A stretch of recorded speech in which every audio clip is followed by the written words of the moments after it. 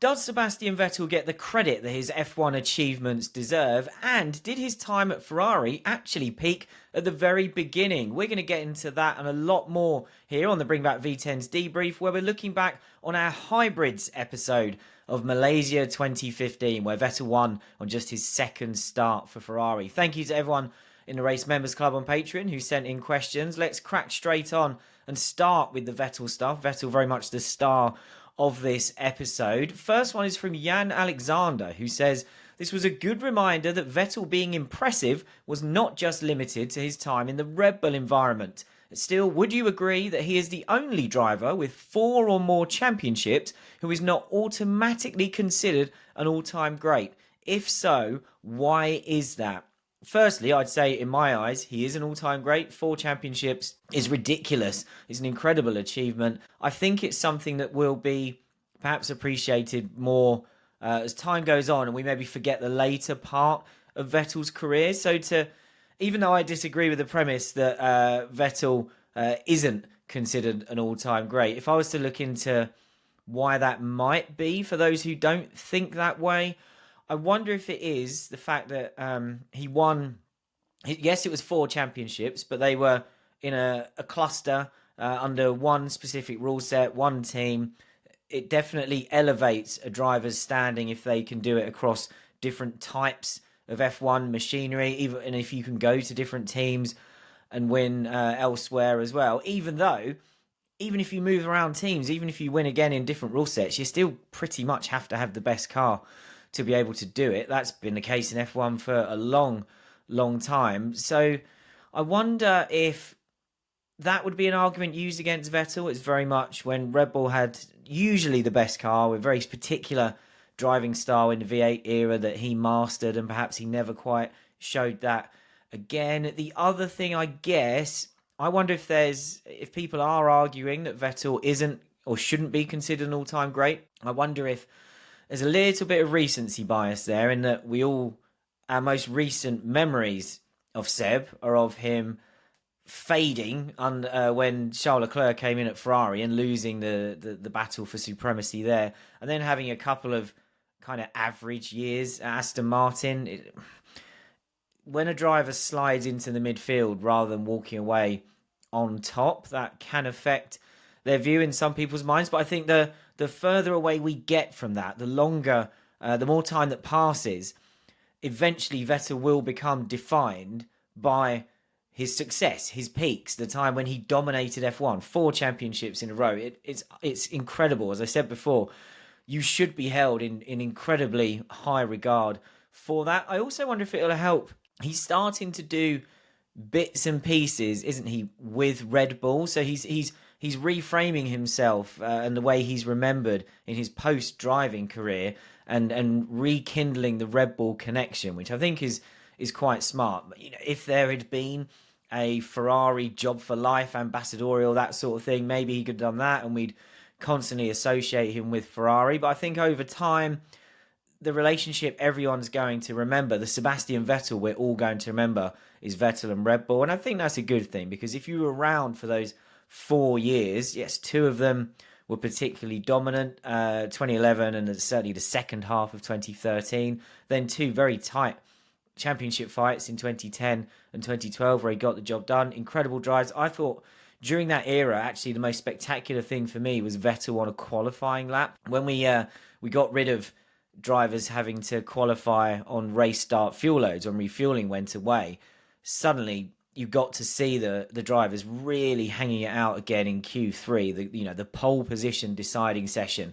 And I thought some of Vettel's laps in Red Bulls during that time were absolutely brilliant to watch. So, as I said at the beginning, for me, there's not any doubt over his greatness, but I've tried to guess there at some reasons why people may doubt it.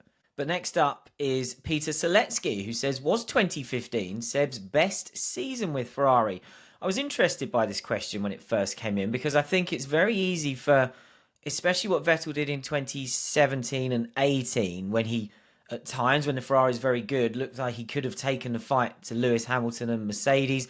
I think the peaks of those seasons sometimes get erased because all we remember are the errors Obviously, Hockenheim 2018 is the big one, and the big debate is, did that kill a potential championship fight there? Maybe. But there were other errors. There were times where he lost his head, getting angry with Lewis Hamilton behind the safety car in Baku and kind of driving into him in 2017.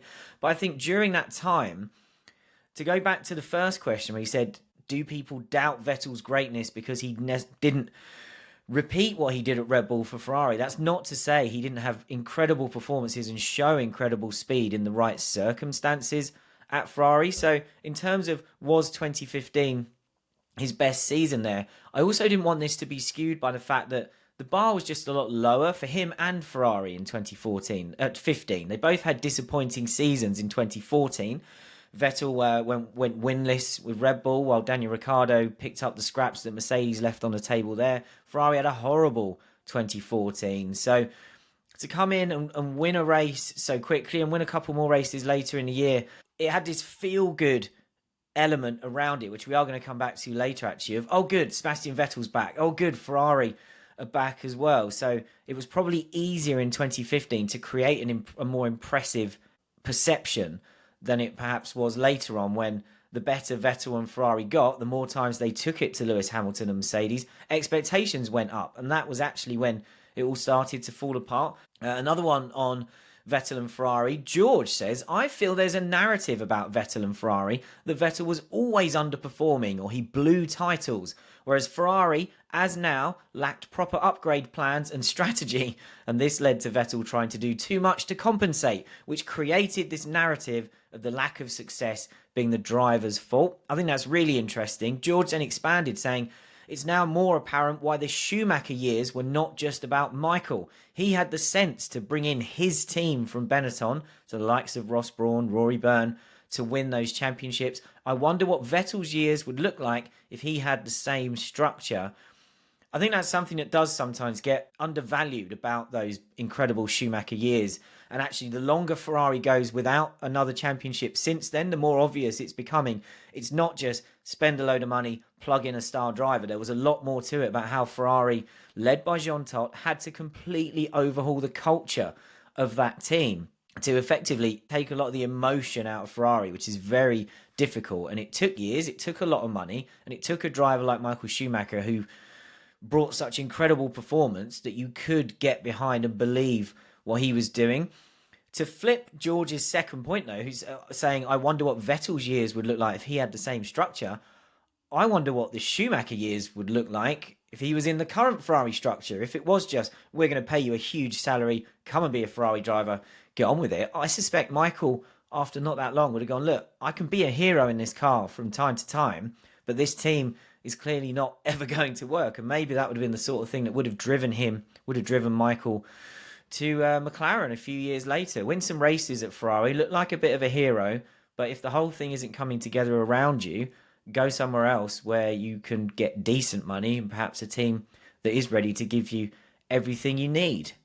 That's where we'll hit pause then. For those of you watching this on YouTube, thanks for coming and checking the channel out. I hope you're enjoying some post-season content now the full episodes are finished. I'm constantly trying to think of other bits and pieces we can put here, but we will keep giving you a peek behind the curtain of the Race Members Club, so you can find lots of bonus content from us and from the race in general, and all of these debriefs in full on Patreon. Come and check out the offering that we've got over there. There'll be a link and a pinned comment under this video, and we'd love to see you come and get involved. Come and ask the questions and check out all of the things that are going on for the race and Bring Back V10s over in the Race Members Club.